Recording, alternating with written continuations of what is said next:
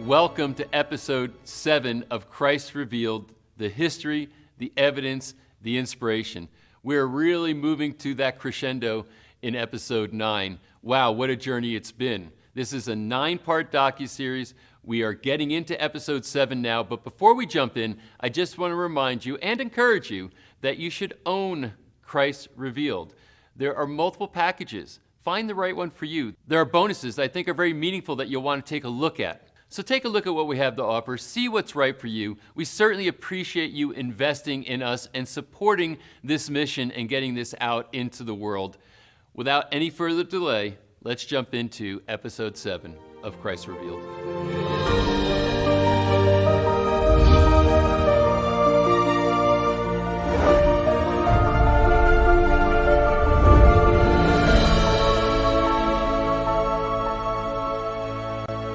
Peter Sukahira had established a couple decades or more ago the Mount Carmel School of Ministry.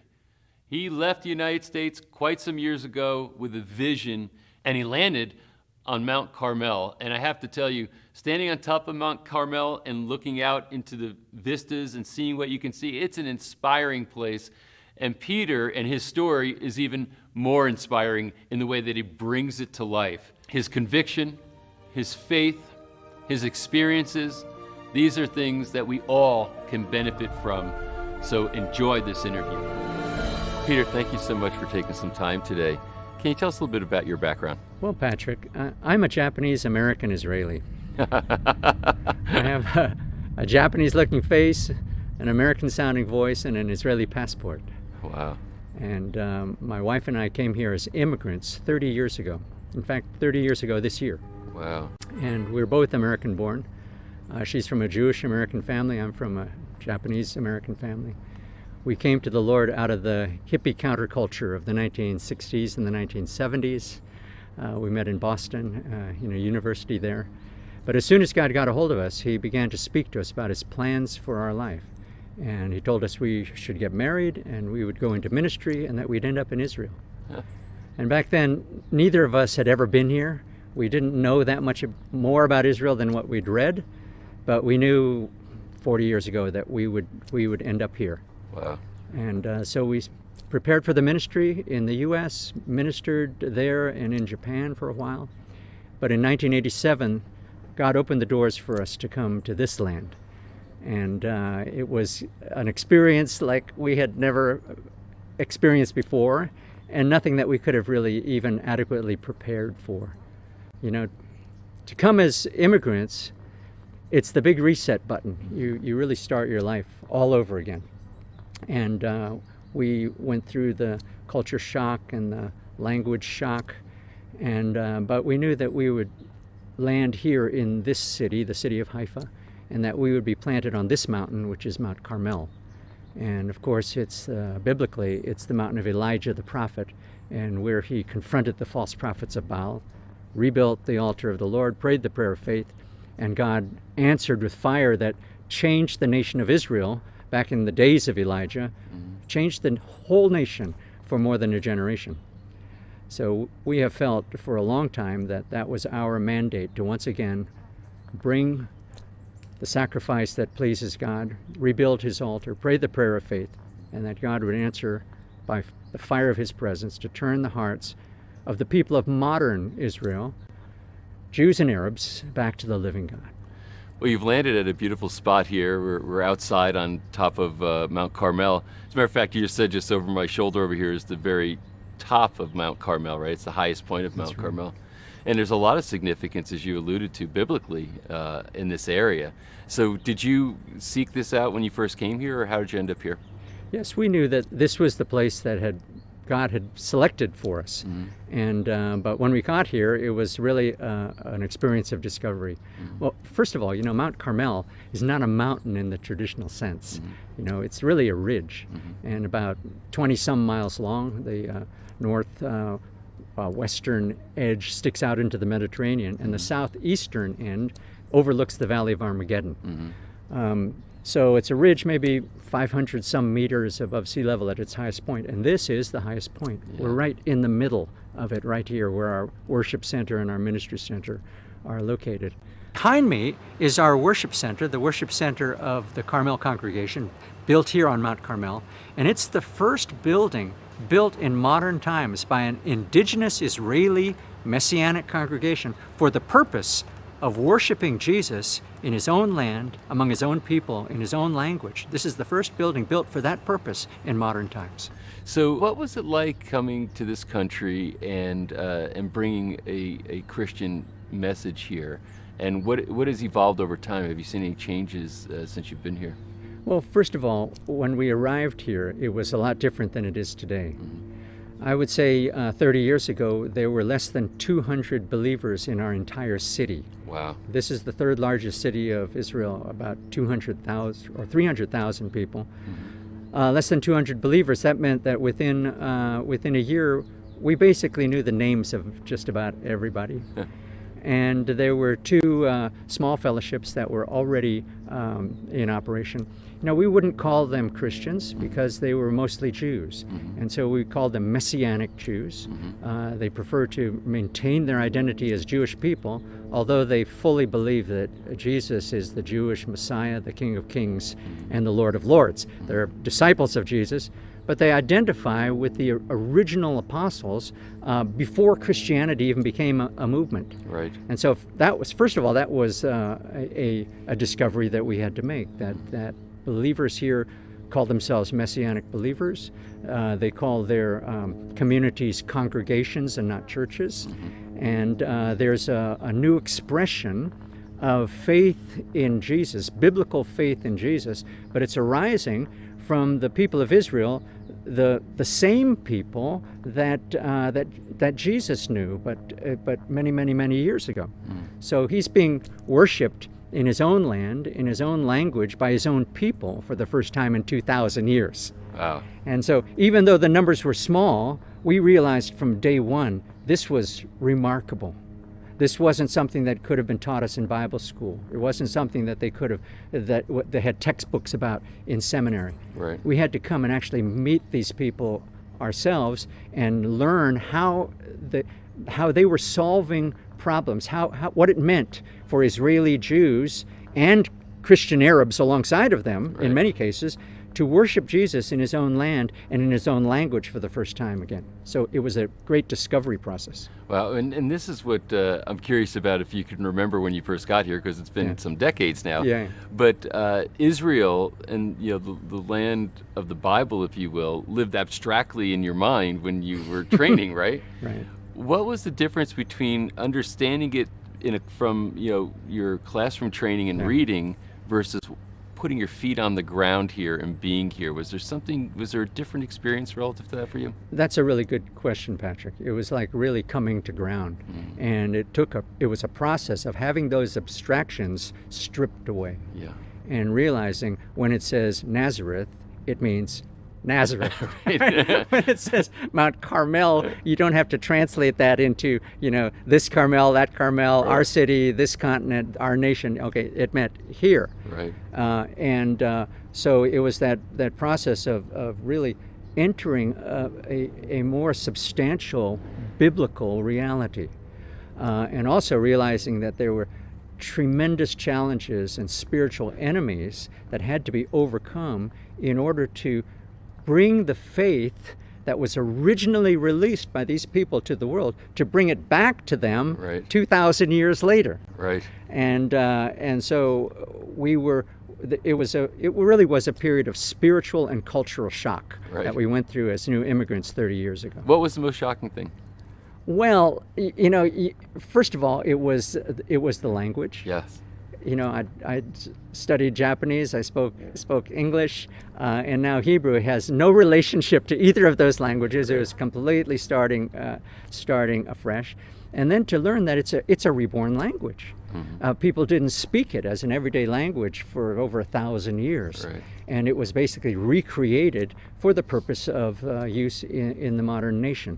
And to struggle with learning a new language, and then after we'd been here 2 or 3 years, of course, we had our first war experience. And in 1991, the first Gulf War took place. And if you remember, Saddam Hussein, who was ruling Iraq at the time, had taken over Kuwait. And the first President Bush had given him a countdown, a deadline. You get out of Kuwait by this date or there's going to be war. And so the whole world was counting down. Yeah.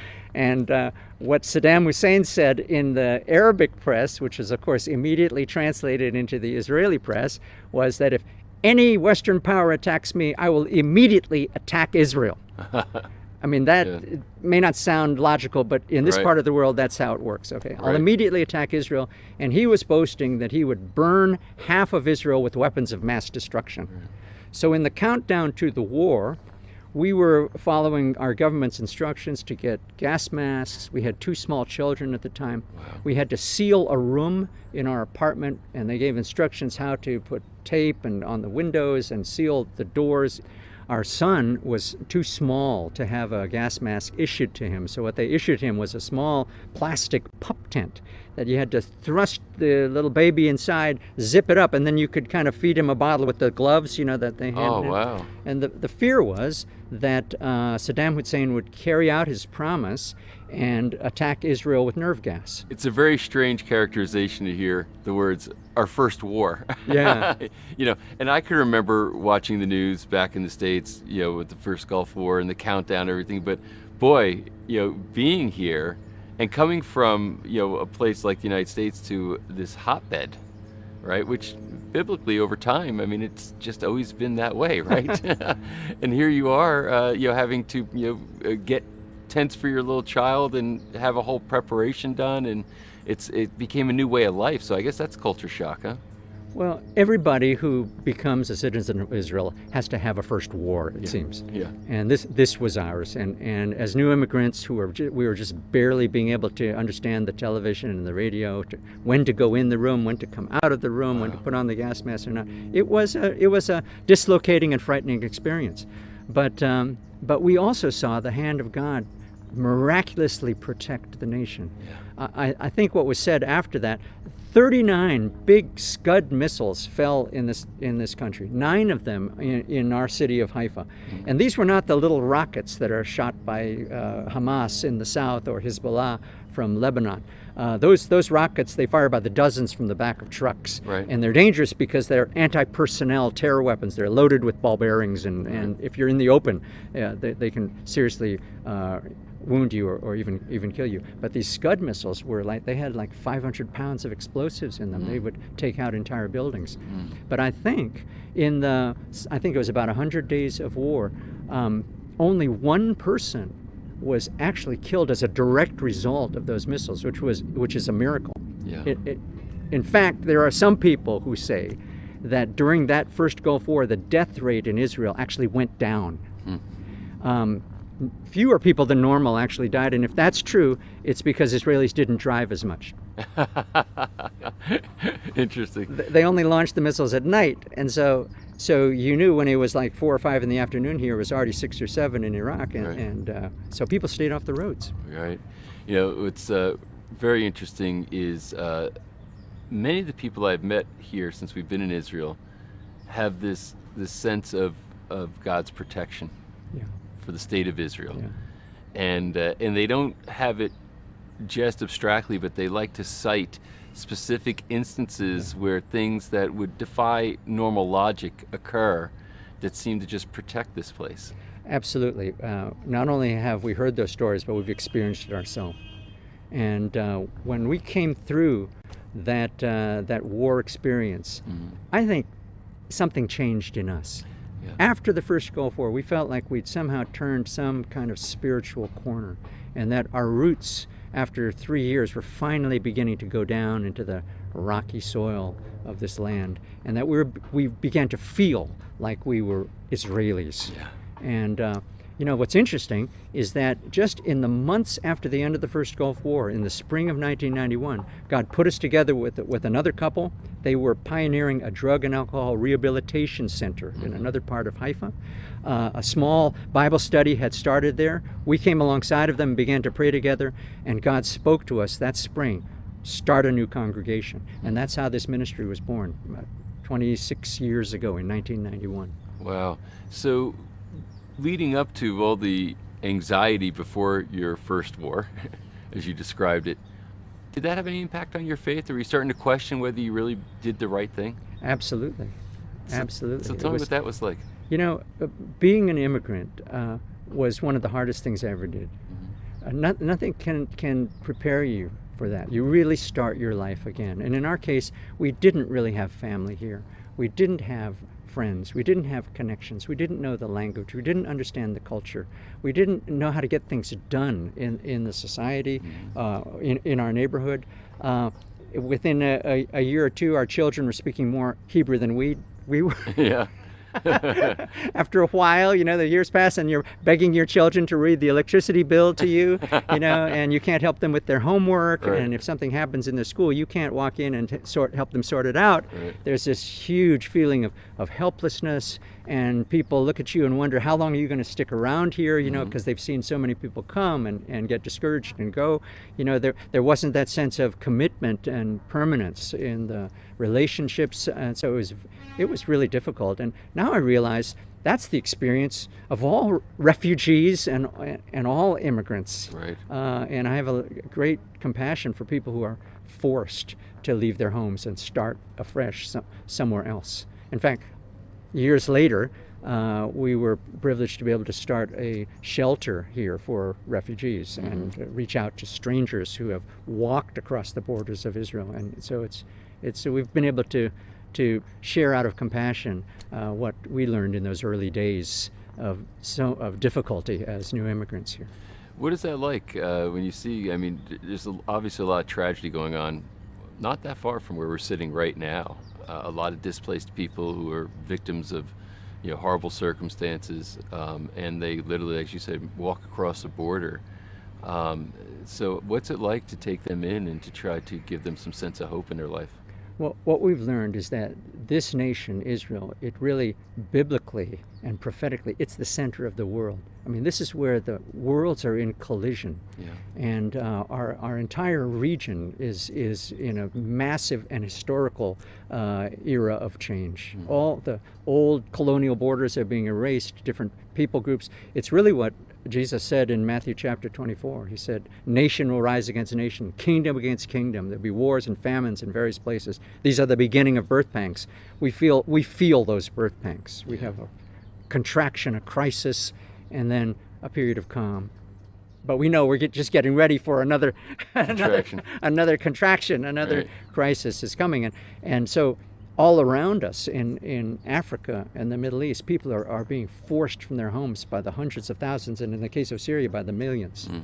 And some have, the ones from Africa, actually escaped genocide in Darfur out of Sudan in the early years, before the creation of South Sudan. Of course, that is now descended into civil war. They walked up the Nile into Egypt and then met tragedy and mistreatment, abuse in Egypt. And so some of them, this was 12 or 13 or 14 years ago, were paying Bedouin guides to take them into the Sinai and point them in the direction of the Israeli border, and they were walking into Israel. Wow. And so we started a shelter for the women and the children, many of them widows, and some of the children who were orphaned, really to obey the biblical command to care for the stranger. Right. You know, and these people were really strangers like us. They had no language skills. They didn't know how to. They couldn't work. They had no legal status. They had no advocacy for them in the government. And so we began taking care of some of them. We really believe that the Bible teaches that our faith without works is not useful. Yeah. And that if we really believe the right things, we're going to do the right things. And particularly, the Lord commands us to reach out to the widows and to the orphans, to the helpless and to the needy.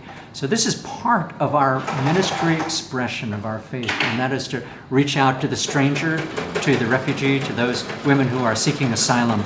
They don't have their husbands are lost. Some are back in Eritrea. Their families have been torn apart. Some of these women have been trafficked on their way across the Sinai. and they come to us in pretty rough shape, some of them. So we're taking care of a number of women and an even larger number of children. Over 100 children have been actually born over the years to women who've been seeking shelter here. They know that they're going to get better treatment in Israel.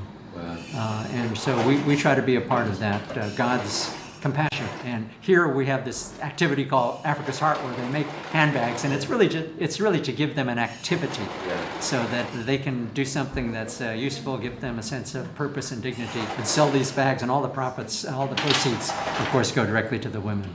That's wonderful, wonderful work. So it's interesting from your own personal experience in following a calling. When you came here all those years ago, would you have envisioned that you'd have this kind of shelter being taken care of these types of refugees? I mean, when this happened to us, our congregation was already maturing. Okay, right. Our congregation was already 15 years old, and we were growing, and we knew we were more confident of our call to reach the Jews and the Arabs of Israel, and to build and to plant congregations, to teach, and to raise up a messianic remnant that hadn't been around for 2,000 years. I mean, that was consuming us. So the idea of now caring for African refugees who were really out of our scope was, we struggled with it. Yeah. We struggled with it, and until the Lord finally had to show us this was the call of the chosen people, was to care for the stranger. Yeah. And something that I think touches the heart of God. And certainly we learned so many things by the process of learning to accept them and really to make them part of this community. So this is interesting then about the inspiration, because as I'm looking at how you've answered a calling to come here in the first place, so something when you came to faith inspired inside of you to say, okay, we're going to do things, and we're going to do radical things based on this. But then I think would you describe, and I'd like to understand how you experience it, that what that was, and if that was more kind of an internal thing, and then is it inspiration from the external work, like working with these refugees? Right. Is that a similar type of inspiration, different? How do you experience it?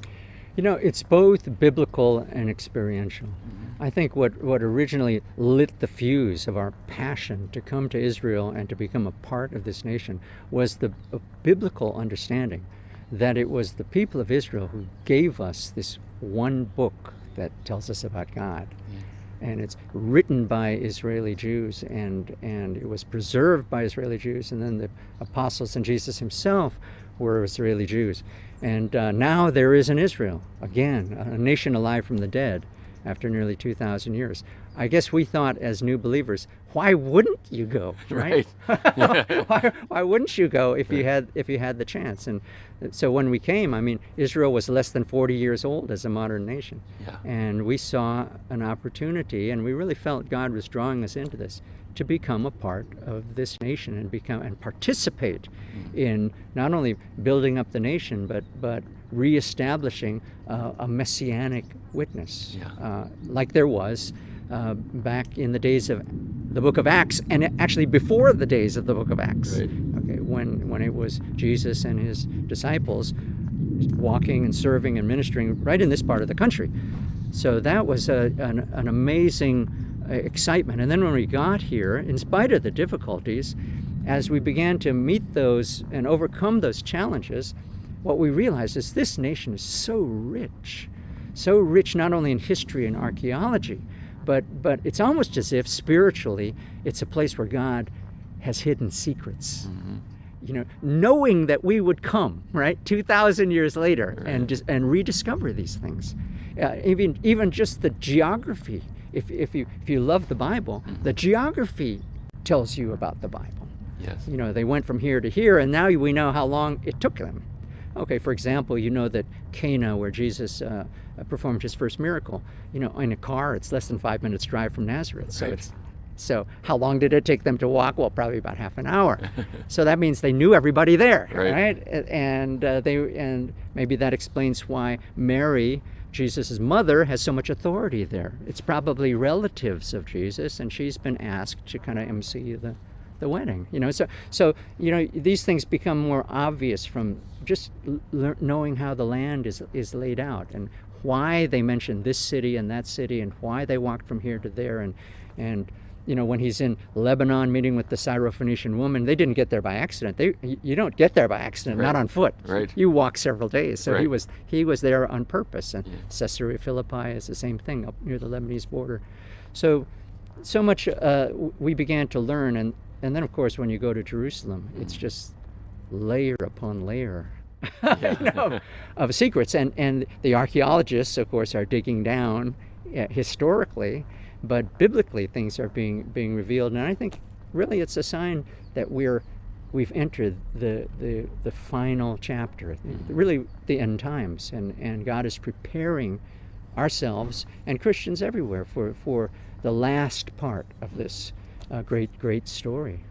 It seems that the story of the Bible is so much a story of this land, and there's people and and characters in it, but the land somehow comes to life, and it's very different being here and walking it. Absolutely, this is where our roots are. The name Israel is mentioned in the Bible more than any other name. I think it's more than 2,300 times. Wow. More than Jesus, more than God, more than any other thing. Israel, and of course the land is the land of Israel. Yeah. And so it really is our roots, not just the roots of the Jewish people, not just the roots of the Arab people, but every Christian, we receive that spirit of adoption, whereby we call the God of Israel Abba, Father. Right. And we know from the writings of Paul that by faith we have become the children of Abraham. Right. And of course the prophecy of Malachi is to turn the hearts of the children back to the fathers. I tell people the fathers aren't Martin Luther and John Calvin or Billy Graham. Mm-hmm. Okay, the fathers are Abraham, Isaac, and Jacob. Right. And when we Christians begin to really get that sense, the Bible becomes many times richer than if we're only understanding and focusing on the New Testament. For someone who doesn't have faith, how would you describe what the experience is, or what the inspiration feels like experientially, and maybe even existentially? Well, maybe I should start with my own story in brief. I was not raised in a believing family. We went to church, but I came to the conclusion when I was like 13 that not only did I not believe, no one in the church really believed. Right. We were just all going through the motions. Right. So I didn't go back into a church really for 10 years. But what brought me back was the death of my best friend, who was my roommate in our university in the Boston area. And he killed himself, and I had tried my best to convince him not to do it. I mean, he'd shared his feelings with me, he'd shared his plans with me, we talked for weeks about it. And so when there was even an incident where he was from Denver. I'd gone out to his home, and he'd bought a handgun, and I was 22 years old. I'd never done anything in my life, but I wanted to save him. I didn't know what to do.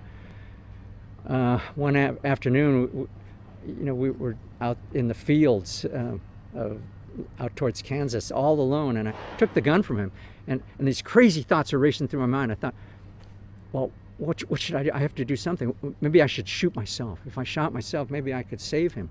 And then I thought, no, that might not work, And then I had a terrible thought right after that, and it was this: that even if I knew that by taking my own life I would save him, I still wouldn't do it, because the bottom line was that to me my life was more precious than his.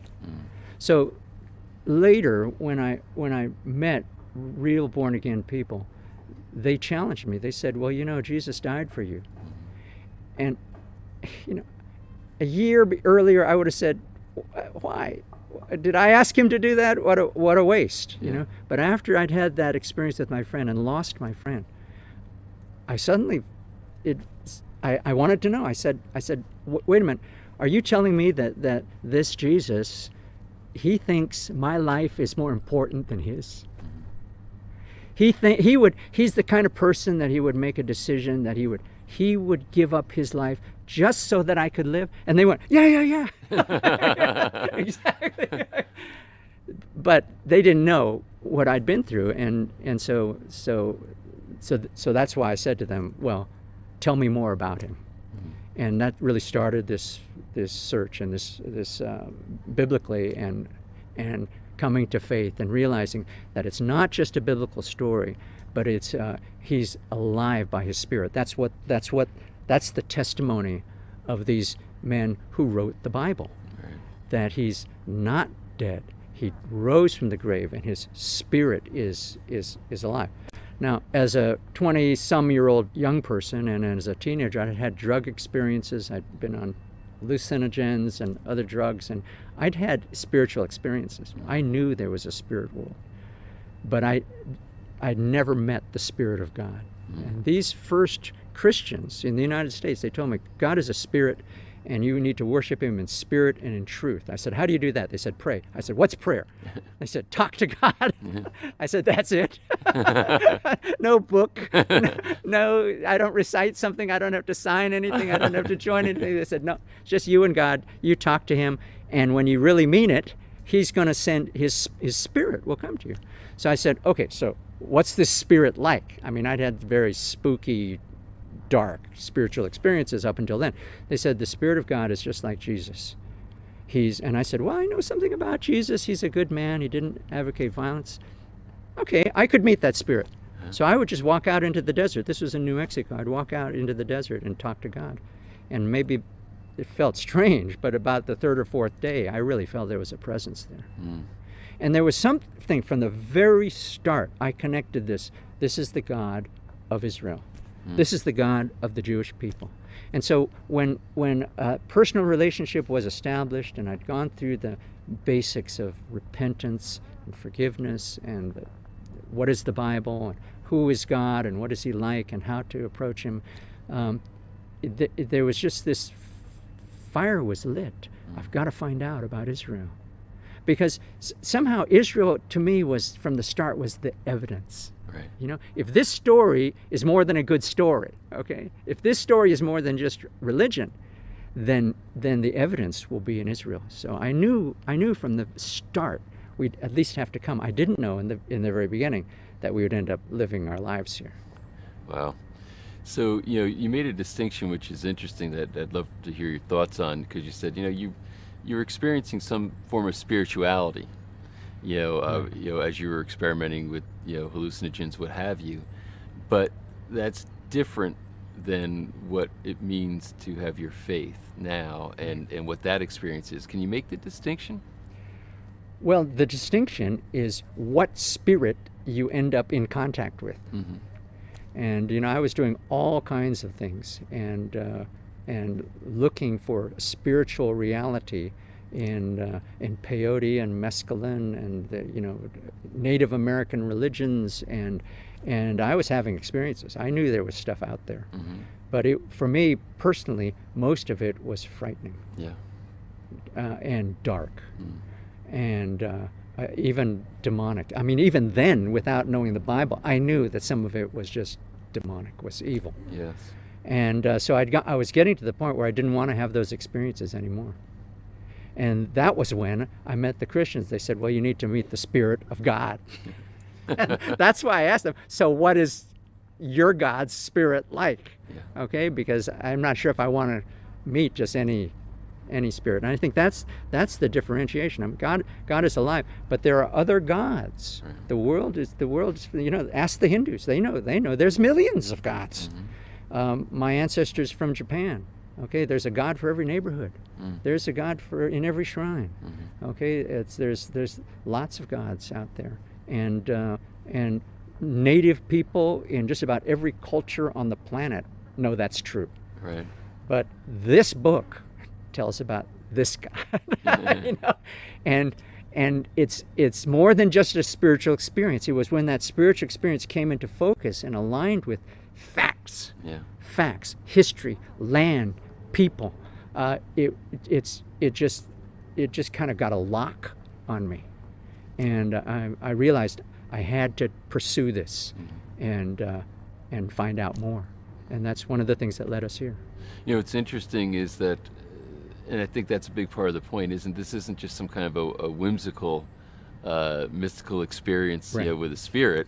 Right. There's a lot of history and a lot of things that have unfolded that are at this point well documented. And through this process with Christ Revealed, having interviewed many of these biblical archaeologists and the the people in the apologetics community, and looking at how it all comes together. I mean, there's a deep amount or comprehensive sphere of history and evidence that continues to unfold to support it. So now you're here living in it, and more comes out. In your work that you do here, what have you seen as far as inspiration in people that come to your congregation here? Well, the amazing thing is that we're seeing more and more Israeli Jews open their hearts to Yeshua HaMashiach, Jesus the Messiah. And it's really an amazing thing. The older generation really has deep, deep wounds from the Holocaust. When we first arrived here 30 years ago, it was not uncommon. You'd see elderly people on the bus holding onto the strap, and you'd notice that on their arm and there was the concentration camp tattoos. Yeah. And we met Holocaust survivors. We shared our faith with some of them, and what we found is that many of them came back as survivors from that systematic mass murder, that genocide, shaking their fist at God. Some of them saying to God, "I'll never believe in you again. How could you have allowed this to happen to our people?" And we saw this brokenness, and it wasn't just hostility to the name of Jesus. It was just a brokenness, an inability to even deal with the concept of God again. But now the younger Israelis, the ones who've been born and raised in this land and are growing up now, it's a really different attitude. The land, in a sense, is healing them. And now there's a growing interest in this. Who is this Yeshua? Who is this Jesus, this Israeli Jew who changed the world? I know, even among non-believing Jews, there's the beginning of this sense. Whether we believe in him or not, that's another thing. Right. But let's be honest, this is the guy who did more to change the world than Sigmund Freud or Karl Marx or Albert Einstein or even Steven Spielberg. Okay, this guy, he's a giant. Okay, so there's even some non-believing Israeli Jews, which is new in this country, that are beginning to say, so why, if we need to know about him, if we want to know about him, why do we have to go to the foreigners? Okay? Right. How come our people aren't teaching us everything we need to know about this Israeli Jew who changed the world? So there's a generational change taking place, and I think that's the most remarkable thing. The Jesus of history is really becoming the living Jesus for people like myself, but also now for members of a new generation of Israelis. So in summing all this up, is there any words of inspiration that you might have for people who are watching this right now? I would say, for Christians everywhere, we should all realize we're the first Christians in 2,000 years who can come to a nation called Israel, the homeland of the Jewish people. And not only that, the first Christians in 2,000 years, that once we come to this land, we can find our way into a house of worship where Jesus is being worshipped by his own people, in his own land, in his own language for the first time in 2,000 years. The last time this happened, they wrote about it in the book of Acts. Right. Now you can get off a plane, and like you've done, you can come in and see it with your own eyes. It's something you can touch with your own hands. And first of all Christians should go, wow, I'm part of a chosen generation. This is an amazing fact. But then I believe we need to open our hearts and allow the implications of that fact, of that truth to sink in. It means that God is in the business, okay, of changing the world and finishing what he started and keeping all of his promises. And it should lead us back into the Bible with renewed interest. And I would also say that all Christians somehow, they need to come here. Yeah. Find a way to come to Israel, see this place, and learn what God is doing here. Well, I've only been here for a few days, and I can't help but agree with you. Okay, that's good. So much so, it's been an amazing experience, and thank you so much for bringing all this to life here. It was an amazing representation and conversation. So thank you for your time today. Thanks, Patrick. It's my pleasure. Isn't Peter an amazing person, an amazing character? His story really moved me, and the work that he's doing today is something that is very admirable. So really happy to share it with you. Thanks for tuning in.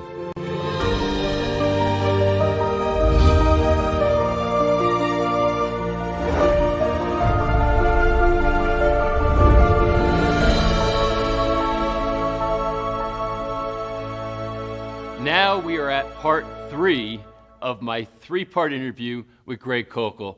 Man, does this guy just have an energetic mind that can lead you down trails, that can inspire you and have you connect a bunch of dots. Through the process of this interview, my admiration for Greg kept growing and growing. This is going to finish strong, so let's dive into part 3 of my 3-part interview with Greg Koukl. Well, speaking of turbulence, so it seems that in recent years, the atheists have really scaled up their assertions about the existence of God, or that you can't prove the existence of God, etc. So that's another one I think of the big challenges. Sure, right it now. is. They're selling a lot of books. Yeah. There's the front 4: Richard Dawkins, Christopher Hitchens, Daniel Dennett, and Sam Harris, known as the new atheist. But there's a whole lot of people that are riding their coattails and taking advantage of the surge, which I think in some way got a leg up at 9/11, because here was a religiously motivated disaster. 2,977 innocent people lost their lives in 9/11, and this got a lot of people bugged about dogmatic religious claims, and so these guys had a field day. Chris Hitchens' book was How Religion Poisons Everything. Right. So God is not good, how religion poisons everything. And so I think they were able to get some traction. Now, what they did is they created a kind of a trend that I don't know how long it's going to last. It's starting to abate just a little bit right now. But it certainly is a trend in which it's become sophisticated to be an atheist, and they're getting more respect in a certain way. And I guess they've considered themselves somewhat personas non grata in the past, because you have to believe in God to be a real citizen and a good person. And so they've advanced arguments to show not only that God doesn't exist, but it's the religious people that are the dangerous people, not the atheist. An atheist can be really good even without God, okay? And so this then presents a challenge for us, because our story starts in the beginning, God. And if there's no God, there's no story, okay? And so it's become beholden upon us, I think, to be not only more visible with good arguments in favor of the existence of God and answering some of those challenges, but also making these arguments more accessible to the rank and file. Okay, and I think that's happened in response to the new atheists and others like them, that we have been able to take the cosmological argument and the teleological argument and the moral argument. See, these are fancy philosophical terms, but we can put them in language that people can understand. For example, the cosmological argument. What's that? Well, that's an argument for God based on the existence of the universe, the cosmos, okay? And it asks the question, why is something here rather than nothing? Okay, now here's the way I put it. Most people believe in the Big Bang, and I think there's justification in that. It doesn't create any problems for me. Some Christians don't like it, okay? But I don't think they see how well it fits into their story. In the beginning, God created the heavens and the earth. Big Bang, there it is. This is perfectly consistent with our story. And the way I put it, to put a handle on it for people, is a Big Bang needs a Big Banger, you know? I mean, that's pretty straightforward. And that is the cosmological argument, at least one form of it, in a nutshell, so to speak. Very accessible to people and very common sense. So when I talk to people on this issue, for example, to make it accessible, I say, well, I'll ask them a couple of questions. Do you think things exist? Yeah, of course I do. Do you think the things that exist always existed? No, they came into existence, like at the Big Bang. I said, okay, great. What caused the Big Bang? Oh, I don't know, I'm not a scientist. Oh, you don't have to be a scientist because you only have two options, either something or no thing. Right. I want to be careful of saying nothing because some people start treating nothing like it's a kind of As a thing thing, called yes, nothing. exactly. So that's why I want to say it's no thing, okay, that it had no cause, either something or nothing. Now that's pretty much a complete set of possibilities there. Mm-hmm. So what's he going to say? Now the atheist doesn't want to say something because the minute you say something caused everything else, then there's something outside of the everything else, and they don't want to say that. Right. Because their whole project is this everything else is all there is. And the something outside of it is going to have to be pretty smart, pretty powerful, and all of a sudden it's starting to sound like the G word there, God. They don't want to go there. But what's their only other alternative? It wasn't something, it was no thing. Now this is wildly counterintuitive. Mm-hmm. That's worse than magic, actually. Because in magic you have a magician pulling a rabbit out of a hat, but in this case you have no magician and you have no hat. You just have the rabbit. No thing. The universe coming into existence. Right. And like, come on, who believes that kind of thing actually takes place? Now, you might want to say something can come from nothing like that without any cause. If you believe that, you're welcome to it. That's what I say. Yeah. But you got more faith, quote unquote, than I got. Mm-hmm. Because it's certainly not the odds-on favorite. Right. If your wife came home and saw in your garage that a Mercedes SL there, it said, honey, where did that Mercedes come from? Darling, it just popped into existence out of nothing. Happens all the time, That's the way they think the universe came to be, after all. You think any wife is going to believe that nonsense? No. So where's the smart money? That's my question here. Even if you want to say maybe something can come from nothing, is that the smart money? No, that's not the smart money. The smart money is on something, and the minute you say something, you're in my camp, okay? That's God, all right? And so that's just one little piece of evidence. I think that, the way I described it, quite accessible, pretty straightforward, and very common sensible. And there's a whole raft of things like that we can point to. So the corollary now is science and Christianity, right? Right. Well, this is there's this conflict, and I'm just going to tell you, this is contrived. This is a contrived conflict. It started at the end, towards the end of the 19th century. Before that, there was no such thing as a conflict between science and religion. And if you think about virtually all of the fathers of major disciplines of science, whether it's Kepler or Faraday, or whether it's Gregor Mendel, the monk, or whether it's Newton himself, they were all biblical theists.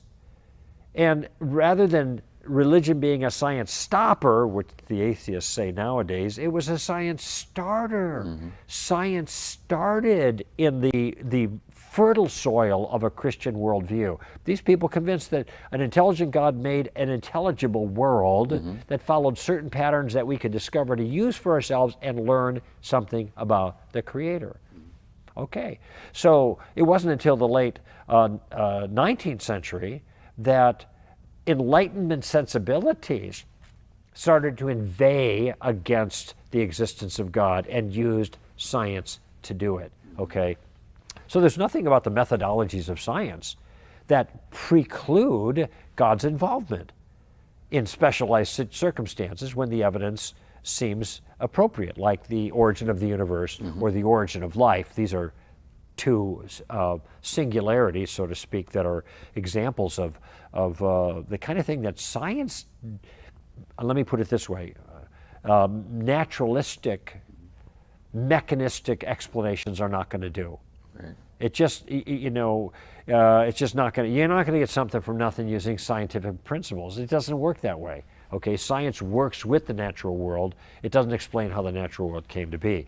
And when it comes to the nature of life, life is very complex and it's run on information. That's what the DNA double helix is all about. Well, who wrote those books? You got to have new information going into the genome for life to develop, okay? And so all attempts to explain that by a naturalistic process has failed miserably. Okay, so why, if the evidence points to God, why can't we invoke intelligence when it seems in evidence? Okay, so a forensic pathologist will go to a crime scene and look for a fingerprint. Okay, is that unscientific? No, he's using the science to find the bad guy or the person who did it.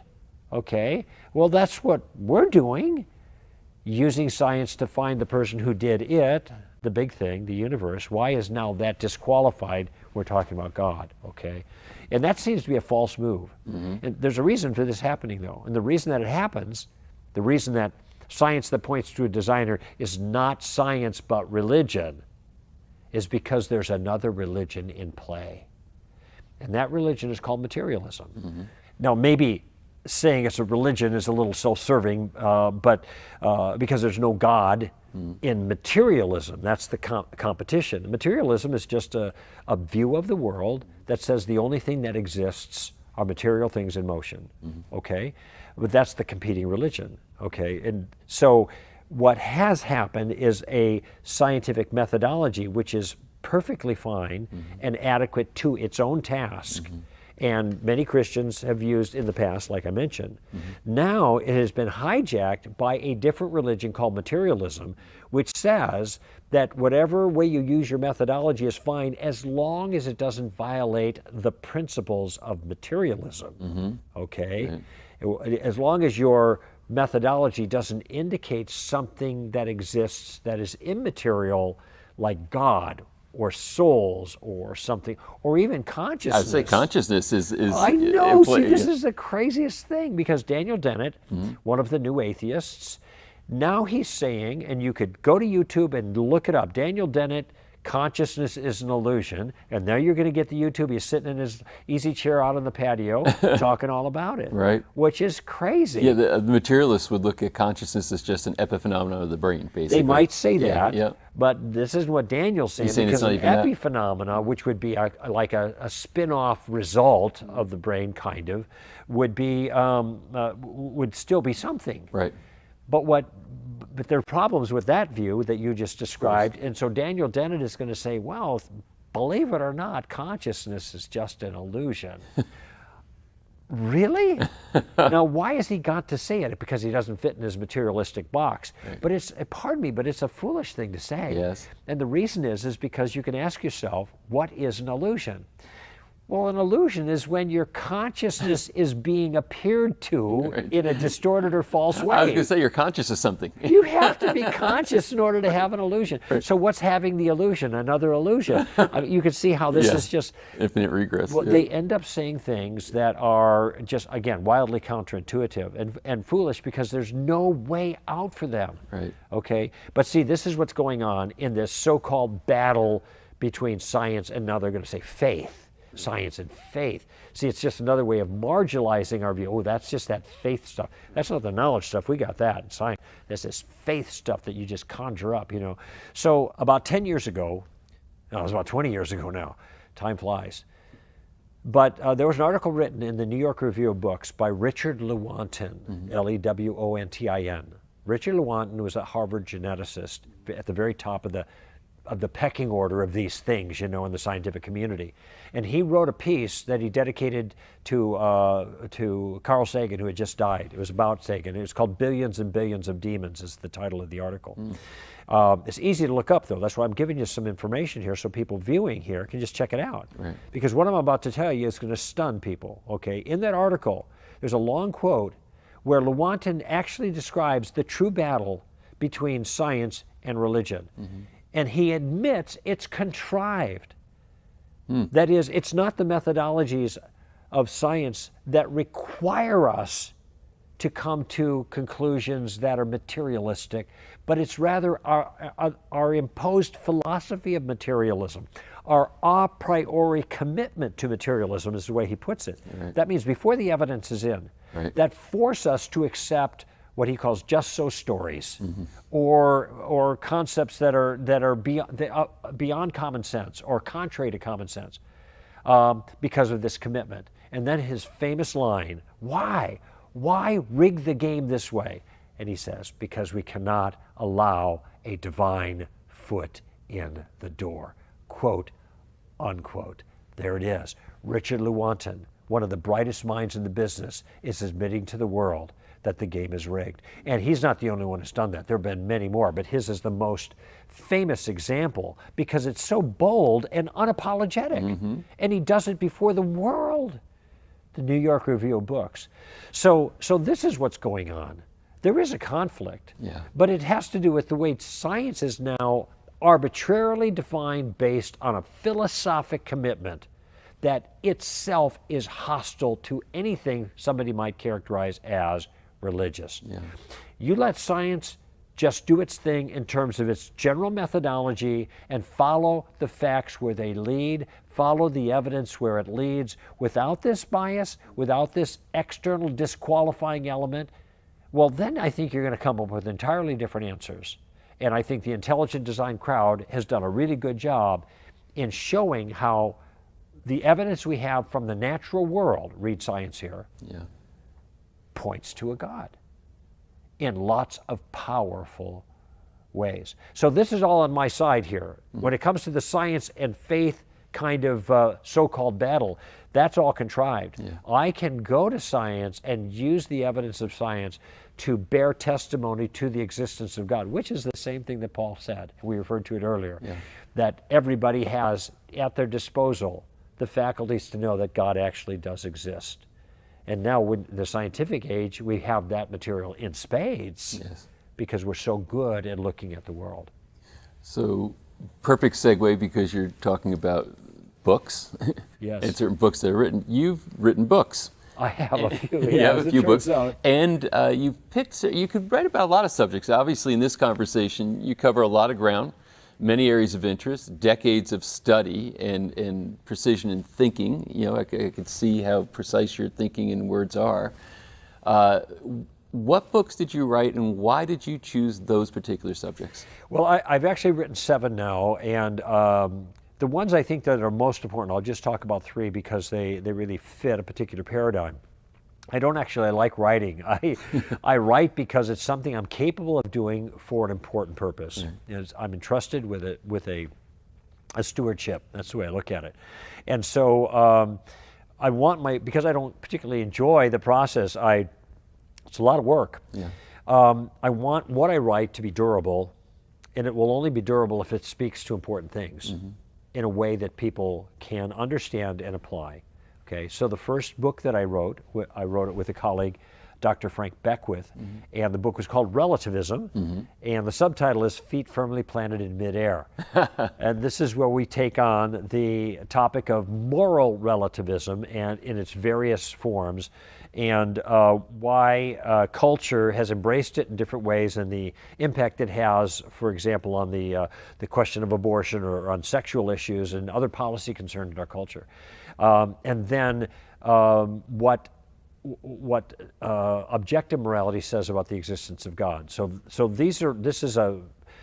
that book is over 20 years old, almost 20 years old, and it's still selling, and it's still meeting a need because the problem is still there. The second book I wrote that's in this category is a book on maneuvering in conversations. Some of the material, most of the material people read in the area that we're talking about now is information stuff. Okay, good stuff. We need it. But how do you get the information into play? Okay. What's the title of this book? This book is called Tactics. Tactics, okay. A game plan for discussing your Christian convictions. So I actually chart out a plan, a step-by-step way of approaching conversations so they look more like diplomacy than D-Day, okay? A lot of times it ends up too crazy, you know, and we don't want to go there. We want it to be pleasant and nice for people. And so what I noticed is that there's a missing bridge, and the bridge from the content to the conversation. So how do you get the information into play? And so that's where the material in this book comes from, or what it addresses. And what I show people to do, a number of maneuvers in conversations that will help them in conversations, but the core enterprise is a technique of using questions to maneuver effectively in conversation. Now, I call it the Columbo tactic because of Lieutenant Columbo. Remember that guy? He's always scratching his head, smoking a cigar, and I don't know, something about this thing bothers me, that kind of thing. And then he asks the question. It's very simple to use and very, very effective, the way I lay it out for folks. So that's the second book. And this is in that book, and with developing that skill that you're describing here, I'm kind of asking a leading question here, but okay. Do you find that because somebody, as you develop that skill, it actually self-empowers? Not even, there's obviously the issue of being able to be effective in communication, but the more that you become effective in being able to communicate, your own conviction can grow also. Yeah, I think what happens more than, in that situation, more than the conviction growing, is the courage to communicate the conviction grows. Yes. Because there's two things that, probably more, but two things I think of that create courage, and one is preparation. Okay, if you got a plan, then you can put on your game face and execute. Right. Even though you're like, oh, okay, we got a plan. Right. And then execute is action. You move. Right. You start moving, and that helps you. So if people who are nervous and sitting on the sidelines, sitting on the bench, are given a plan and encouraged to just move forward a little bit, they're going to do it, or more likely to do it. And so what I tell people regarding this material is I say, you don't have to swing for the fences. Use my baseball metaphor here. I say, you don't even have to get on base. Yeah. That is, you don't have to lead people to Christ, or don't worry about that yet. You don't have to be a great apologist. You don't have to be a great theologian. You don't have to even get on base. I just want you to get into the batter's box. And this game plan will help you to do that. Now, this book is a bestseller as it's turned out over the last 8 years since it's been out. And there's a study guide out and everything on it now, tactics. But I also wrote a book that just came out earlier this year, 2017, in January. And the title of that book, which is going to sound familiar because I've been working into our conversation here this whole hour or so that we've been talking, is The Story of Reality. How the world began, how it ends, and everything important that happens in between. Wow. Okay. Now sounds like a lot. The word important is really important there to the title because it isn't world history. It's less than 200 pages. But what I do is I look 30,000 feet kind of view of Christianity, the big picture, so people don't get lost in the details. I mean to show how it all fits together, not only so Christians can understand it, but for tire kickers who are thinking about what's going on here. I can show the coherence and continuity of the Christian worldview from beginning to end in a way that makes sense of the world as we experience it. Back to that earlier comment to my daughter, it's the best explanation for the way things are. Right. And earlier when I was talking about some of the core concepts of Christianity, I actually walked through my outline from the book, because the outline can be given with 5 words. Go ahead. And those words are God, man, Jesus, cross, and resurrection. Okay, and here I mean the final resurrection, of course secured by the resurrection of Jesus, which I do speak about, but I'm talking about the end. So I got the beginning, I got the end, and I got everything important that happens in between. And you think about it, it's all the important things that happen in the order they took place. Right. So you have, which by the way makes it memorable. It's just 5. I just did it on my fingers. Right. My 9-year-old, when she was 6, she could do this. God, man, Jesus, cross, resurrection. Because our story starts with God, and then he makes the most valuable thing in creation, human beings, to be in friendship with him. But then man got himself in a heap of trouble that required that he get rescued. And so God becomes a man in Jesus to initiate the rescue operation. He accomplishes that by the way he lives his life and something he does on a cross, and what we believe about what he did on the cross will determine what happens to us in the final resurrection. So there's kind of the big picture. And I intended it to be kind of and please forgive me for the comparison, but I wanted it to be like a Mere Christianity for a new generation. Now, I'm a little uncomfortable saying that because C.S. Lewis is in a class entirely by himself, and there will never be another, okay? And that's also true of Mere Christianity. But a lot of people find that Mere Christianity is not as accessible for them now as it would have been to an earlier generation. It was written, I think, in 1951. And so my attempt is to write in a kind of accessible style of Lewis, covering a lot of the same ground that he did, and in an affable manner, a genial way. It's like we're doing now. Right. We're just sitting down and talking, and I'm talking with the reader. I'm not talking at the reader. Right. I'm not talking to myself with the reader listening in. I'm talking with the reader and engaging. I'm trying to anticipate objections to what I had just said and then answering them. And so my hope is that this will fill a niche not only for younger Christians who want to lay a foundation, or for older Christians to clarify the foundation, but this is a book that any Christian can give to a non-Christian friend without embarrassment, because I'm not condescending, I'm not patronizing, I'm not overly triumphal in this, and I'm not using a bunch of Christian lingo. I'm just talking like a human being, much like I think we've been talking here in our conversation, in a way that's accessible to people, but still making the case that Christianity is the best explanation for the way things are. Yeah. Okay, so those are the three big titles, and there's some spin-offs that are in the works for them. But I think if people are interested in learning about some of the things that I've said here, then those would be sources they could go to get some really good working knowledge that will help them engage their friends, their acquaintances, other family members. So with this kind of integrated view of reality, or let's talk about, saying there is a view of reality. Yeah. Do you think that there's a fundamental or innate human need to have an integrated view of reality, a way to be able to have things kind of come together and say, okay, now I have a view of reality that I can embrace? Yeah.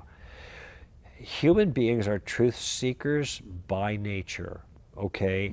And some atheists have made the observation that we look to make sense out of things, all right? And therefore, because we have this tendency, they are dismissive of intelligent design arguments. Oh, we're just telling ourselves story. We find patterns, right? Okay, well, just because, and so that's a way of dismissing what seems to be a pattern of intelligent design. But I think that objection defeats itself.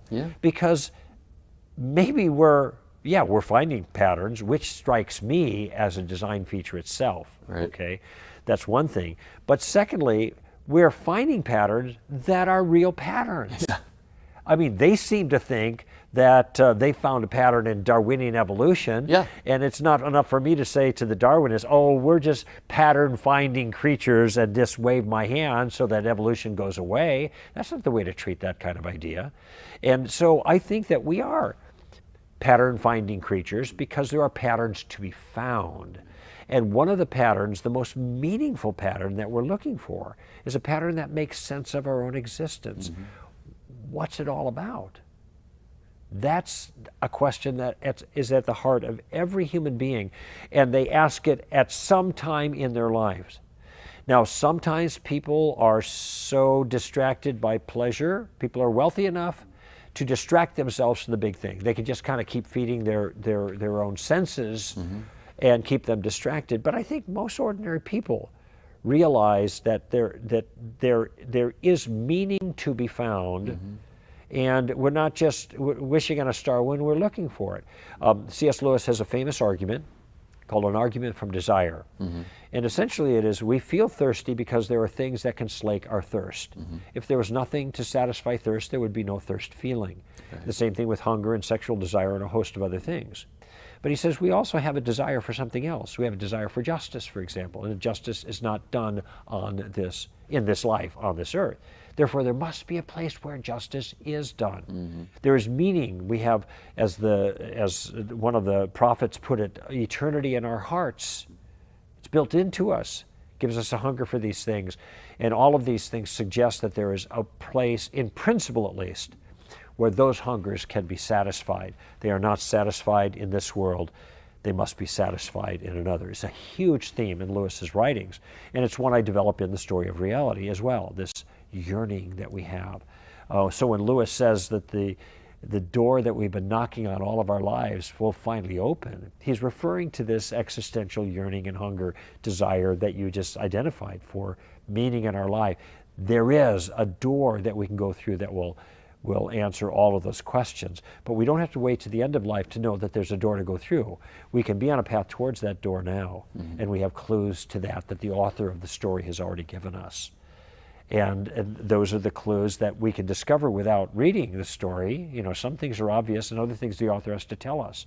And that's where we go to the Bible, the ancient Hebrew prophets, Jesus of Nazareth, and the people who Jesus taught himself, personally taught, to follow after him. And these are the places we can go for insight into these things. And I think when we read these things, and we give it a chance, we don't read it necessarily with a skeptical eye, because it's not charitable to pick up any author and just read him with a skeptical eye. Why don't we just let the guy speak for himself and see what resonates with you? And I think that what people will find is that when they read these accounts and what Jesus had to say and what the prophets had to say, man, something happens inside. It resonates with a deep intuition. It provides answer to this question about meaning that churns in all of us at one time or another. So this brings me to my last question for you. All right. You lead a robust intellectual life. You've done a lot of thinking, you've written books, and you have a, maybe mischaracterized, but let's call it a Christian intelligence. Okay. And, I'm okay with that. That sounds okay. good. I'd not heard the phrase before, Okay. so thank you. Great. So you have this Christian intelligence that's earned, and it's earned over a lot of time and a lot of effort. But there's also, to go with it, a Christian heart. Yes. Indispensable. And that's what I want you to speak to now, because the passion and the intellectual passion is all there. And then there's this, now you characterize it as an indispensable Christian heart. Right. Can you just give me your sentiments around that, Sure. even in a personal way? Yeah. It would be fair to say that the entire enterprise is about that. Mm-hmm. When Jesus came, and this is a fairly famous line at the Last Supper, he said, he breaks the bread, he gives the wine, he says, this is the blood of a new covenant. Mm. This is my body broken for you. What new covenant? Where did that come from? New Testament, new covenant. Oh, right. Well, that's why it's called that. Yes, Jesus was breaking something new, but it had been spoken of before. If you go back to the ancient Hebrew prophets like Jeremiah, mm-hmm. Jeremiah talks about a new thing God would do that he calls a new covenant or contract or agreement, whatever. And he says, though you have hearts of stone, I will give you a living heart. I will write my laws on your heart. So one of the provisions, or the core provision, is to bring of the new covenant, which is the point of it all. It's the apex. It's what the whole story has been building towards, what God is giving us and made possible through Jesus, is a brand new heart restored from this broken, sullied, corrupted, twisted heart that was a result of the fall and we've inherited. Now we get a new heart. That's why Jesus said you must be born again. That's what he's talking about. Okay? And there's something new that's got to happen. Well, this is the new life. This is the whole point. This restored friendship, relationship with God that then allows us to track in the kind of direction that God wants us to track and to have the kind of life that he wants us to have. Jesus talks about eternal life, which sometimes we think about off in the future sometime. When I die, I'll get eternal life. But he didn't say that. And his last night while he was alive, when he was with his apostles in that upper room, he prayed a prayer. He prayed a prayer to the Father. And in that prayer, he said, he talked about eternal life, and he said that they may know you. This is eternal life, that they may know you and your Son whom you've sent. So real life, it can be had right away, and that is that restored, renewed relationship with the Father. That's what it's all about. So there's a certain sense in which all that we have talked about has really been stepping stones to get people to the door where they enter into what it's really all about. That communion and union with God in that friendship that He intended with us from the beginning, okay? And all this other stuff is fighting off the naysayers. People trying to drag you away from the path or the door or whatever, get to the door. No, don't go there, that's dumb, that's stupid, that doesn't make any sense, that's wrong, that's evil, that's bigoted, that's narrow-minded. Okay. So we're answering all of that stuff so we can get people to the door to meet the man Jesus, be restored to the Father. Back to a parable that Jesus describes, the son who goes away to a far country, and spends his money illicitly, and then he's left not free. Let's go back to the earlier comment about my own testimony. Yeah, do your own thing, it's free. No, it's free, it's slavery. Yeah. And he's slave, and he said, I should just go back to my Father. I do better as a servant than I'm doing here. Maybe He'll take me back. And as he goes back, his Father is waiting and he's looking. And it's interesting how Jesus tells the parable, because it says that he sees and he speaks and he runs and he embraces. So it's the eyes of love, the mouth of love, the arms of love, the legs of love. It's all welcoming and pulling the Son. My son who is lost is now found. And see, that's what we want. We want people to go back to the Father. We want people to go back to the Father. Now, what happens when they go back to the Father? Well, they are restored to the right relationship with God. Now they're back in the family, but this is when the fun begins. And I kind of raise my eyebrows, because fun's not always fun when you're in the midst of it, because we're a mess. Okay, and so even though we're made right with God because of what Jesus did for us, we still got a lot of learning to do. And this is when we embark on a lifetime existential journey with God as He puts us through our paces to raise us up as children into adults spiritually. That's not easy. No. And that's not fun. So a lot of times you hear Christians, in my view, they're a little bit over-triumphal. Everything's great. Everything's wonderful. Wow, fabulous. Isn't it great to know the Lord? He'll fix your marriage. He'll straighten out your kids. He'll straighten out your finances and get your business dealing all together. Wait a minute, that isn't what He promised. Does Jesus work? Depends what you expect Him to do. Some things He works really good for, other things He wasn't intended to do. Okay, what God uses, what God does in our life is to make us like Jesus. That's His commitment, and He uses all the hardship of our lives and the joys, there's payoffs at different times, to do that, but that's a lifelong process. Jesus said, in this world you have tribulation, but be of good cheer. I have overcome the world.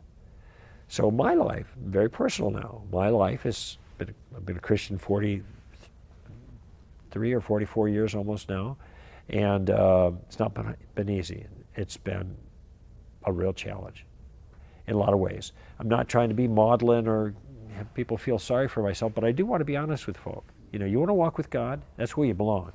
And the alternative is not good, okay? But God's going to be a father to you. He's not Santa Claus. He's not your Uncle Harry who bought you all the gifts or whatever. He's not your wife. He's not a sexual partner. He is a good father who doesn't make mistakes, has your best interest in mind, and knows how to get you there. You want to walk in that road? That's reality. That is a story of reality. Well, on that note, I want to say thank you so much for sharing all of this with a lifetime of work with us here, and I'm very awed by the communication and the eloquence in which you do it. Wow, and I just want to say, on behalf of myself and everybody who's going to see this, that we have a deep appreciation for you. Thank you. Well, it's been a great pleasure for me to talk. Thank you. that completes part 3 of my 3-part interview with Greg Kokel. Really excited to share that with you. We let that one run as long as it did and put it into 3 parts because we just felt the content was that fantastic. Happy to share that with you. Thanks for tuning in.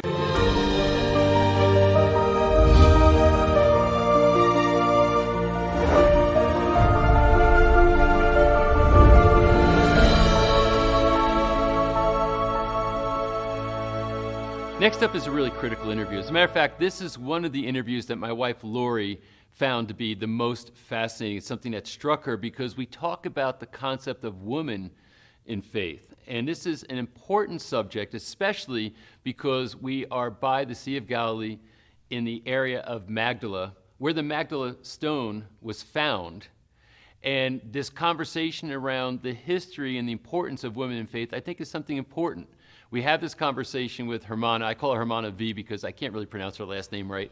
So enjoy this interview with Hermana. It's very insightful and for many extremely inspiring. Let's dig in.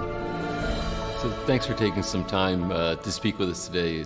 This is a very inspired location right here near the Sea of Galilee. First, tell us just a little bit about your interests in education and your background. Thank you for the privilege. It's a wonderful, wonderful honor. I did a degree in history and geography of Israel here in Jerusalem. And part of my course included archaeology, and I really wanted to do hands-on, an excavation. And I had the privilege to do so in 2012, which was about the 4th year of the discovery of Magdala. And so I was able to work here and just participate in the dig.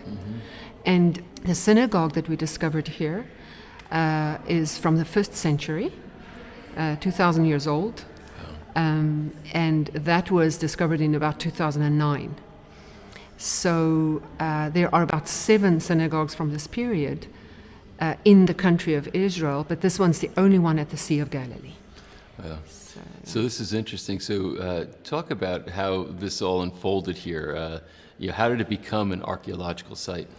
Yeah, it was kind of a surprise for Father Juan, the person that is the father, the visionary of the site. He wanted to build a guest house, a pilgrim center down at the Sea of Galilee. And that was his dream. And he wanted to have a boat and boats as a theme because of the fishers' disciples in the context of Jesus. He just didn't know that in the land that he was raising funds to purchase, there was actually an entire 2,000-year-old city underneath the ground. Wow. So in Israel, there's a law that if you want to build anything, the Israel Antiquities has to come and probe the soil. So they sunk 10 different squares, and everywhere they discovered something: channels, streets, houses, a harbor, and as I said, a synagogue, and also purification baths. Wow. So it became a sensation overnight. And this is a synagogue that existed in Jesus' time Yes. when he was here, and this is the area that Jesus spent Yes. much of his time. Yes, there are many, many synagogues in Israel, but there's only 7 from the 1st century. Yeah. And some of them are at Masada, close to Jericho, near Tel Aviv, but it wasn't Jesus' area. Right. So like you say, this is the only one here at the Sea of Galilee, which allows us to see how it looked in the setting where he would have engaged people. Wow. So yeah, I don't know if you know that, but in archaeology we discovered a fishing industry, a salted fishing industry here. Josephus had his military headquarters here, so he wrote a few things about Magdala. And one of the things that he wrote is that there was a salted fishing industry. We actually discovered those fishing pools right next to one another. Actually like a shop. There's a street area, you come off the street into the shop, and then it has these basins that are plastered, and each one of them have a freshwater well. So it's very much a fishing town. Yes. So like you say, right on the Sea of Galilee with all the elements of Jesus' disciples right here. So it's very exciting. And Josephus also says that from the fishing industry, they exported as far as Rome and Damascus, which gives an understanding of why archaeologists says the synagogue is the most beautiful and the best preserved. Josephus indicated that there was a huge economic benefit in this city. And Josephus was the historian That's who right. wrote about this area. Yeah. And so then this becomes kind of interesting because so much of what's written in the Bible is corroborated Yeah. by an independent historian. And again, we're in the area of Jesus and understanding that right here on the Sea of Galilee where we are, fishing. There's still people out there fishing. Yes. 2,000 years Yes. later. Yeah, I mean, if I look out the window, you can see, not there now, but early in the morning, you surely see a fishing boat and the nets. Yes. It's amazing. They're still doing it. Yeah, that's incredible. So one of the prime discoveries, I guess, that came out of the dig is they call it the Magdala Stone. Yeah, that's right. So tell us about that. In the synagogue, almost in the center of it, we discovered a stone, which is called the Magdala Stone, that has, I don't even know how to describe, probably about 3/4 of a meter to half a meter in its parameters, also half a meter high. And this is the first time that we find anything that represents the temple at the time of Jesus. So on the front side of this carved stone, it's a beautiful sculpture. We have the oldest menorah in Israel that we've ever found in archaeology. On the back side, we have a primitive expression of the chariot of fire, God's mobile throne. On the sides, you have the colonnades, and on the top, we have several symbols, the largest of them, which is a rosette that has become the insignia of Magdala. So right now, that stone is in Rome on display. And we have 2 replicas available here for people who visit the site that can look at it and discuss it. Now, we are in the area that Mary Magdalene is from. That's correct? right. And hence Magdala Yeah. it describes this particular area. Yeah. So it's interesting, as we sit here in this church, and I looked, I was getting some of the interpretations of the inscriptions that are around us, and it brings forth the understanding of the feminine in Scripture. And you've been having some experience, I guess, with this particular topic. Can you speak to that a little bit and what you've been doing? Yeah. I'm glad you noticed that because the artist was very careful to give the worship center the shape of a woman. So there are a lot of rounded shapes, Yes. and the colors are more muted than you normally see in Tiberias. In Tiberias and the Galilee area, you'll see black stone and white stone in sharp contrast, but over here it's brown and beige. And then in the atrium behind me, there are these columns that have been shaped according to Greek architecture, the exact parameters, but it has a feminine, a slender shape. Yes. And on each one of them are the names of New Testament women, more than one. Right. So there's Mary and Martha, there's the mother-in-law of Peter, there is several other names, Mary Magdalene, etc., and then one column without a name. And the reason for this women's atrium, which is where you read the inscription, is that Father Juan said, if Mary Magdalene got healed of 7 demons, then other women must also find hope and healing in this place. Yes. So he fondly sometimes say that every woman that loves God and lives by faith can write her name on the column that doesn't have a name on it. And then he says, my mother raised 13 children and she's worthwhile honoring. Yeah. So yes, it's a high priority for Father Juan, who felt that this center should represent the public life of Jesus, that specifically his tender treatment of women should be drawn forward, should be displayed. And so there's various places in this building where you see a focus on women. And there's a particular part of the Scripture that I think you said speaks to this that I'd love for you to share with us. Yes. In Luke 13, there's a moment where Jesus engages a woman in a synagogue. Now, the important thing here is to understand that even though later on women had a separate court in the temple, at this stage when they were still in the synagogue, it's open for women, for men, and for various kinds of approaches to religion, like we read of Sadducees, Pharisees. So Jesus' ministry is launched in a context where it's not homogeneous thinking. It's not just people that think in one direction. Like today, synagogues and churches would have a specific, like the Methodist or the Reformed synagogue. But over there, it was open. It was a public space. So first of all, these women in here, it says in Luke 13, verse 16, on a Sabbath, Jesus was teaching in one of the synagogues, and a woman was there who had been crippled by a spirit for 18 years. She was bent over and could not straighten up at all. When Jesus saw her, he called her forward and said to her, "Woman, you are set free from your infirmity." Then he put his hands on her, and immediately she straightened up and praised God. Indignant because Jesus had healed on the Sabbath, the synagogue ruler said to the people, "There are 6 days for work. So come and be healed on those days, but not on the Sabbath." The Lord answered him, "You hypocrites! Doesn't each one of you on the Sabbath untie his ox or donkey from the stall and lead it out to give it water? Then should not this woman, a daughter of Abraham, whom Satan had kept bound for 18 long years, be set free on the Sabbath day from what bound her?" And when he said this, all his opponents were humiliated, but the people were delighted with all the wonderful things he was doing. Now, what strikes me about this passage is, number one, Jesus says to this man, he uses 2 extremes. First of all, he calls this woman a daughter of Abraham, which was unheard of. He elevates her dignity to a place where people were shocked, like only men were called sons of Abraham. And then he compares this man's hypocrisy, and he refers to animals.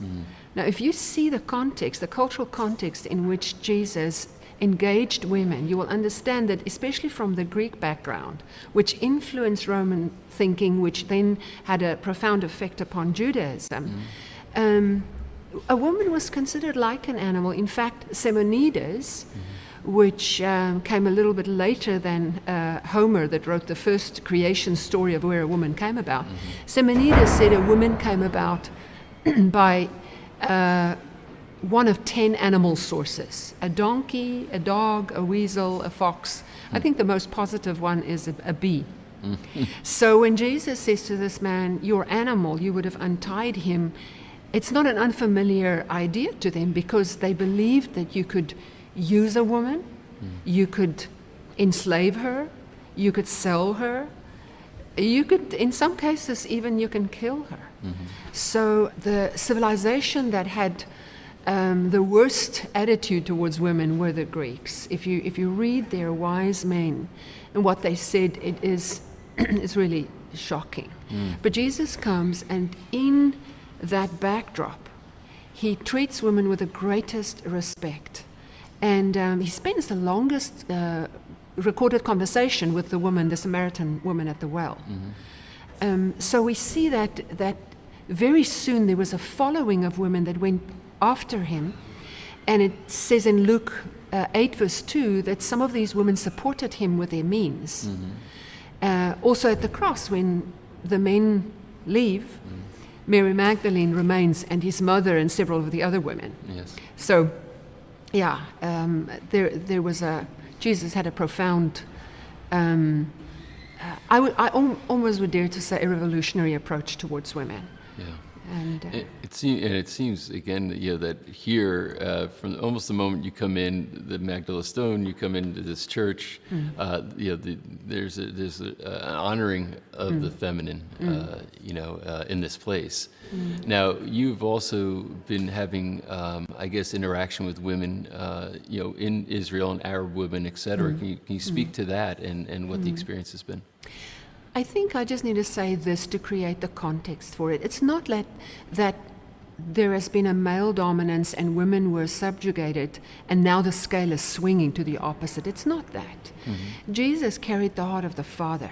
And in the Father's heart, it's just his family. There are sons and daughters. So when the prophet Joel says, "I will pour out my spirit on your sons and your daughters, your men servants and your maidservants," he's laying the template for what Jesus would begin to live. And we're seeing now that in certain cultures, like for example the Arab culture, it is the first time ever that they are beginning to feel they have a voice. We have just completed last week, we've just completed an Arab Women's Conference, which was the 5th of its kind. And without going into too much detail, because it was very emotional and very sensitive, some of the things that happened there.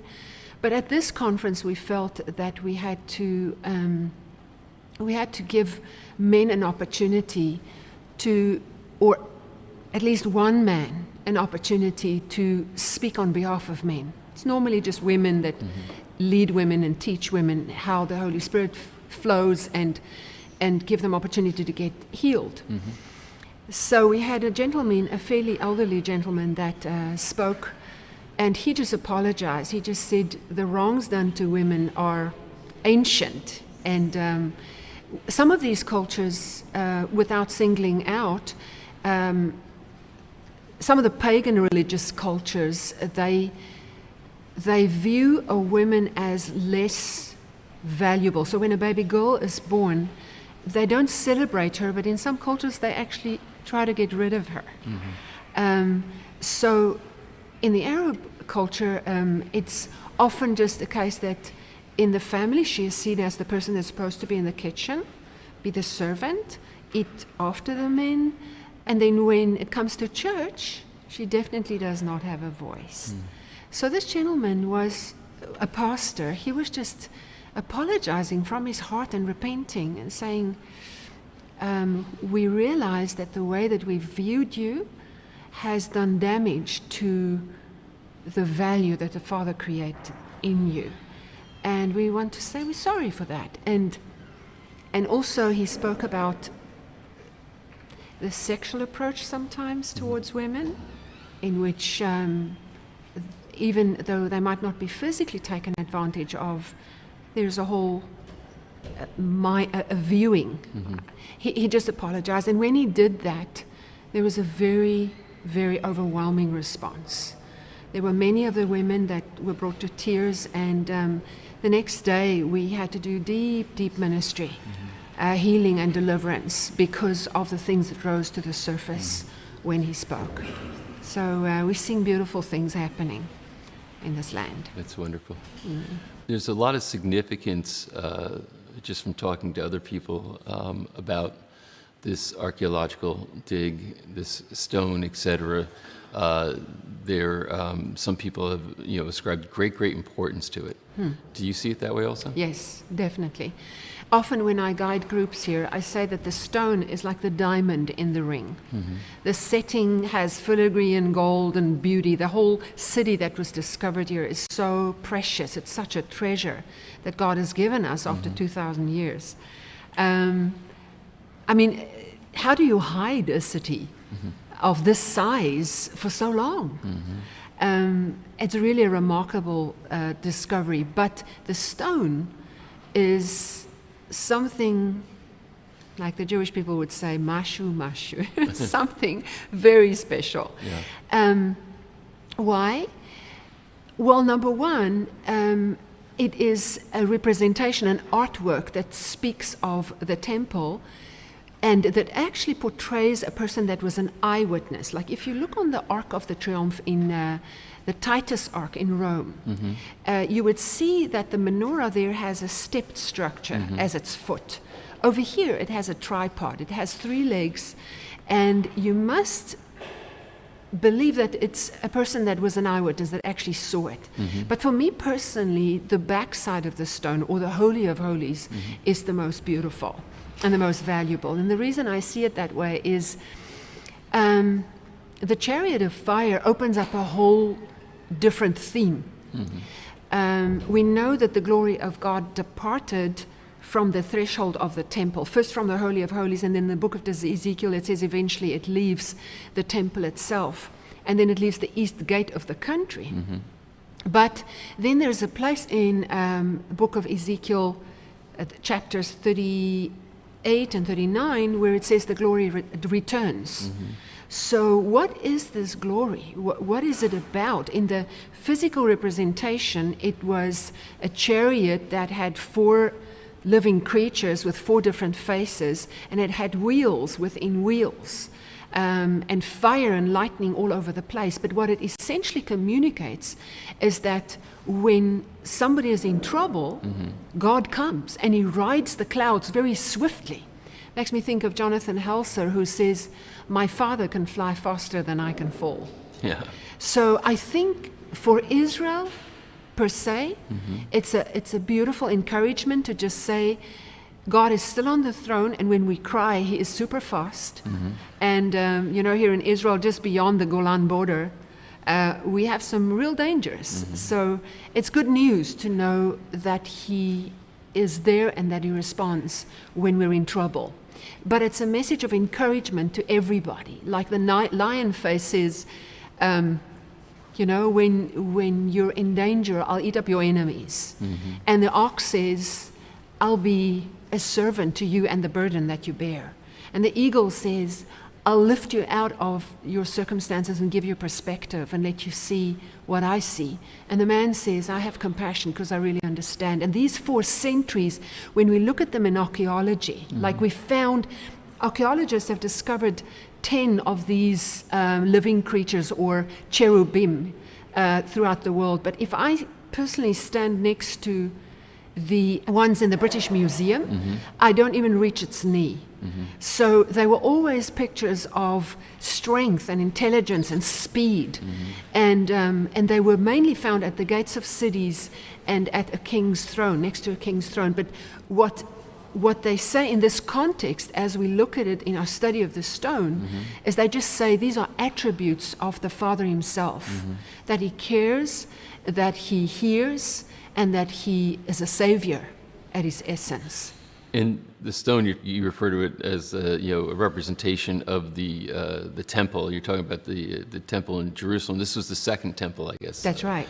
And and is this considered one of the more accurate artifacts, saying depicting the temple? Are there any other artifacts that show like a model of it? There are not. This is the only one that they have found. It's Wow.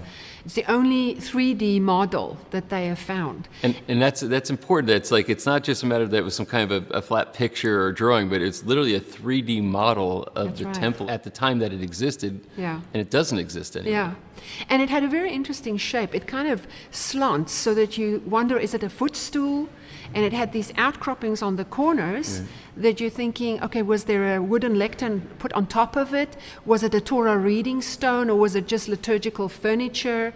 What is this exactly? But what is interesting to me is at that stage, with the Second Temple period, the real Ark of the Covenant wasn't in it anymore. Remember that was removed at the time of the Babylonian exile. Right. So the interpretation that we have of the chariot of fire are spiritual thinkers. It's people who have a high value for God and for the temple and the Holy of Holies, and they're connecting a number of scriptures in the Bible in order to come to this representation. But for them to say, yes, we know we go to the temple 3 times a year, but we want that temple to be in our midst. Right. It says something of the Jewish heart and an appreciation towards the temple and its value for it. And you talk about the Holy of Holies, so that was like the most inner sanctum in the temple. That's right. And I think was it only the highest rabbi that could enter once a year, I think. The right? high priest. The high priest, rather, That's right. could enter once a year, and that was it. That's right.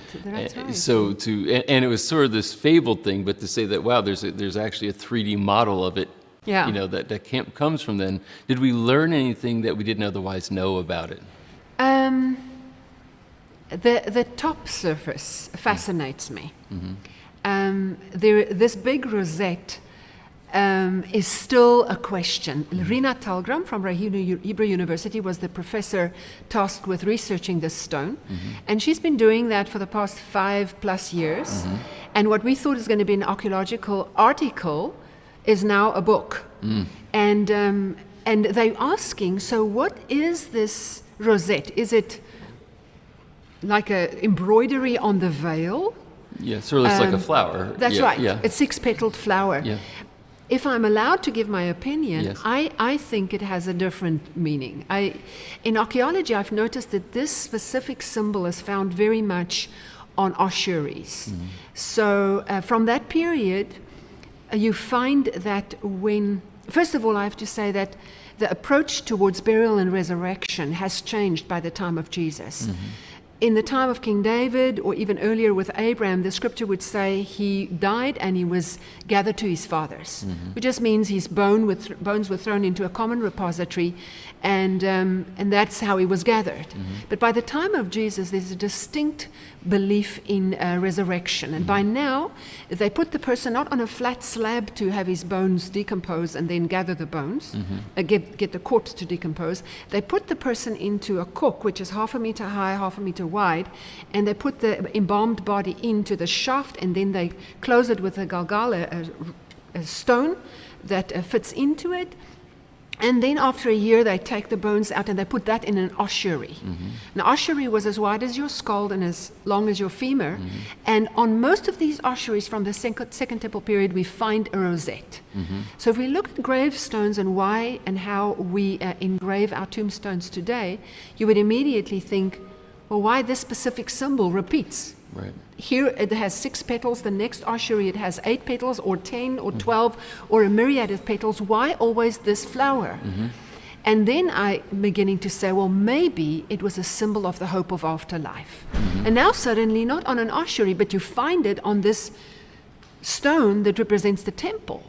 So what if the artist was saying, okay, the greatest hope of afterlife is God himself. You know, like you said, the high priest had a brush with death when he would go in there, especially if he was irreverent. Right.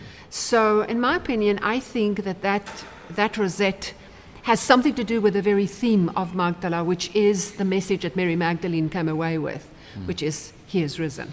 Wow. So when you said you had a desire, I guess earlier, to say that you're hoping you could get in on a dig, did you ever expect it to be something of this significance? No. What I didn't expect is that it would attract so much interest. Busloads full of internationals come and see this site. It's become one of the must-sees in the land and in the Galilee. But a large percentage of Jewish people come here, and they not only see the archaeology, they see the synagogue, they see the mikvaot, and then they ask, what is this building? And they come down here. And when we see them again, they're not coming with a group, they're coming with their families, and they run down to this place first. Right. And they say, this is such a nice place, I like the artwork, and the feeling is so good. Yes. And all of this is surprising to us. It Yeah. adds to the treasure that we've discovered. What's it like when you get down into the actual dig and you're uncovering things, through that process? What's the experience like for you? It's very, very hard work. Yes. We dig in the summer, which means it's very high temperatures. Yeah. And we rise at about 4 or 5 in the morning. We have our breakfast, our first bowl of cereal at that stage, and then by 11 o'clock you're ravenous, you're hungry again.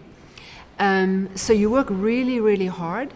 But every person that comes has this expectation, to a greater or a lesser amount, that they will find something. So it's like a glorified treasure hunt, you know. You hope to find a coin, you hope to find even a horse's tooth or a piece of glass or something. And it's amazing if you find something in stone. Like I once found half a grinding stone. But when we discovered specifically the big stone, the one that's representative of the temple, it was something else. Actually, Dina Gorney, who was the archaeologist that oversaw this dig right in the beginning, she said when they began to excavate the wall of the synagogue, she was in shock. For 3 days, she didn't tell anybody that she actually thought this was a synagogue. Yeah. Because, archaeology is a science. So if you make a foolish exclamation right in the beginning, you get forgiven, but you know, Hurt later your on. reputation, yeah. Yes, your reputation maybe to the wind. But she just, she was so excited that this place was found. And of course the mikvaot, the purification pools, when we discovered that the water started coming up after 2,000 years, we had to have it connected to a pump and get the water pumped out so that we could excavate that place. Wow. But it's a great adventure. You know, something radically changed in me. In the beginning I thought, well, long before I studied, I thought, what makes somebody want to get into a hole and not get out of it? In great heat. You know? Yes. But now, with archaeology, you get in there and you just want to go to the lowest level. Right. What is special about Magdala is that because it's a first century dig, it means it is the lowest level for us at least. We haven't found any lower levels, and it's a single period find, which is an archaeologist's dream. Wow. Because, you know, take Megiddo, if you cut a shaft through that city, you find 21 or 25 layers of civilization, and at the top you find a stone that was used in the Chalcolithic period, you know? Right. So it's a great joy when you discover things that have not been dismantled in order to build something else, and it's just almost in situ as is. And this is what's, I guess, really remarkable. It is a find from the time of Jesus, in the place where Jesus lived and spent, you know, much of his time. Yeah. And so many, you know, of the stories and the history of Jesus comes right from this area. Yeah. And there it is, all in place, sitting there in the ground, just being uncovered. So that had to be, you know, quite an extraordinary experience. How has it impacted your faith, if at all? Wow. I think if I look at the word Migdal, which means tower, and its root is Gadol, which means big, and Ligdol, that means grow. I think in Mary Magdalene, I saw a woman that within the short span of her engagement with Jesus grew to a point of maturity that I would like to be. Yeah. Somewhere in those 3 years, whether it was at the beginning of his life or whether it was in the last year of his ministry, she was set free from 7 demons. And when we engage her at the point where Jesus entrusts the good news to her to go tell his brothers, we see that she has walked to a place of faithfulness where she didn't run away at the crucifixion. She was the first one there at the morning of the tomb after the Sabbath. And how did she come to a place of such rapid growth? And for me, it's become an inspiration that in the shortest possible time, she has loved Jesus so much, and she has probably walked in a road of obedience to such an extent that he entrusted her, and it has surely become an inspiration for me. And just what Jesus carried in terms of his love for the Father and who he was as a man. You know, that painting down in the Encounter Chapel, which shows his feet as really big. Yeah. Sometimes I sit there and I think about him, and I think how big he is and how he became small. He became small enough to fit in a woman's womb. But he is so huge in what he has accomplished and what his heart is and the honor the Father bestowed upon him. So I think I've come to know him a little bit more, and the desire is growing as I have the privilege to be in this place. Well, we have had the privilege of being with you, and I very much appreciate you sharing your inspiration with us. And it's been really a wonderful experience to learn about the work you're doing and what this place is meaning to the world. Thank you so much. Thank you. You're welcome. Isn't Hermana just an amazing woman? I know that she has inspired women throughout the world and will continue to do so. Her strength, her conviction, her focus, her clarity, pretty amazing stuff. Really excited that we can share that subject in this interview with you.